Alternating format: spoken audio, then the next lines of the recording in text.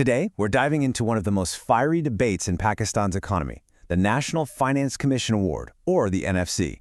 It's being painted as the villain behind a national financial crisis. But is it really the bad guy, or is it just a convenient scapegoat?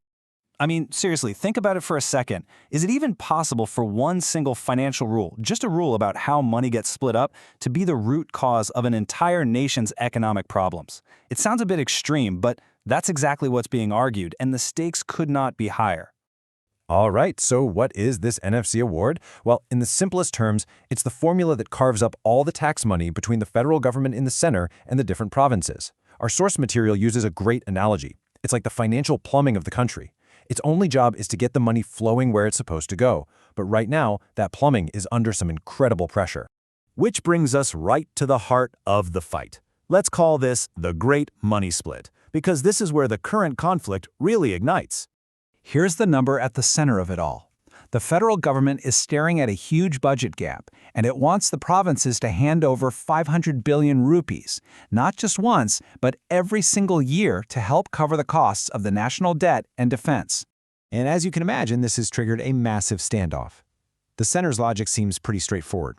Hey, national security protects everyone, so it's only fair that the provinces chip in. But the provinces are digging their heels in. They're terrified that if they agree to this just one time, it'll open the floodgates. They're convinced the federal government will just come back asking for more and more year after year. All this tension and finger-pointing is leading us straight into a huge blame game, and it's even sparking a push for a major change to the Constitution itself. And here's where we hit a legal wall. There's a specific clause in the Constitution, Article 163A, that acts like a security deadbolt on a door. Once an NFC award is finalized and the province's share is decided, click. That deadbolt is locked. It legally prevents the federal government from coming back later and reducing that share. It's a rock-solid guarantee. So, how do you get past a deadbolt? Well, the federal government's plan is to basically forge a master key. That master key would be a 27th Amendment to the Constitution. It's a way to bypass that lock and allow them to dip into provincial funds to cover their own budget gaps. But let's pause for a second. Is the NFC award really the problem here? Because as we keep digging, we start to uncover what the real shock to the system was. In fact, our source material argues that blaming the NFC is, and I'm quoting directly here, a form of simplistic reductionism. In other words, it's an overly simple answer to a deeply complex problem. It's a convenient narrative, but it completely misses the bigger picture of what's actually crippling the economy. And this isn't just some fringe opinion.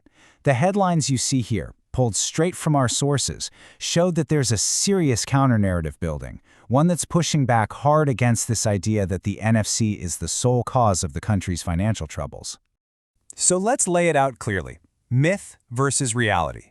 The popular myth is that the current NFC formula is the thing draining federal finances and sinking the economy. The reality, according to the data, points to a completely different culprit. The real fiscal earthquake that rocked the economy was actually a combination of massive currency devaluation and steep hikes in interest rates.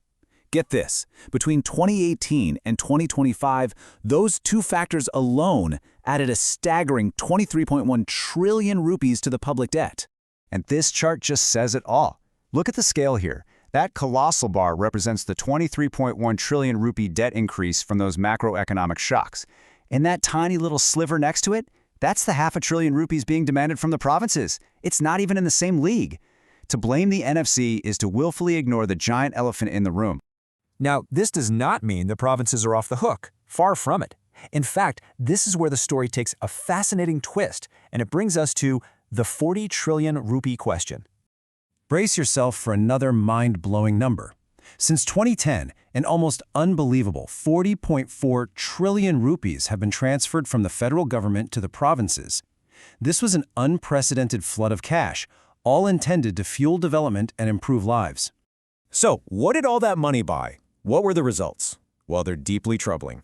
Despite trillions of rupees pouring in, the number of out-of-school children actually went up. Health outcomes pretty much flatlined. In fact, according to the sources, almost every single key social indicator in the country got worse. And that brings us to the crucial point. The problem isn't the financial plumbing. It's not the NFC formula itself. The real problem is what the money is being poured into, a leaky bucket of misgovernance. Trillions are being poured in the top, but the money is just leaking out through inefficiency and poor spending before it ever reaches the people it's supposed to help. So all of this, the blame game, the legal deadbolt, the leaky bucket, it's setting the stage for what is now a full-blown constitutional showdown, with huge consequences for the country's future. So there are two main paths on the table for getting that 500 billion rupees. Path 1 is the direct approach. Push through that constitutional amendment, break the deadbolt, and legally take a larger share. Path 2 is more of a workaround. Create a new system where provinces are forced to make direct payments for defense. It avoids a big constitutional brawl, but the end result is the same. The provinces have less money. And if they do go with that direct payment plan, this chart shows how the burden would fall. Punjab would be on the hook for a full 50% of the total, a massive 250 billion rupees, with the other provinces paying their share based on the existing formula. But when you take a step back, the source material argues that this whole debate might be missing the point entirely. The real crisis isn't just about how you slice the economic pie. It's about the failure to grow the pie in the first place through better tax collection and the failure to use the slices effectively once they're served. And that leaves us with one final, big question to chew on. Does it really matter who holds the money, the center or the provinces, if the entire system, from top to bottom, is just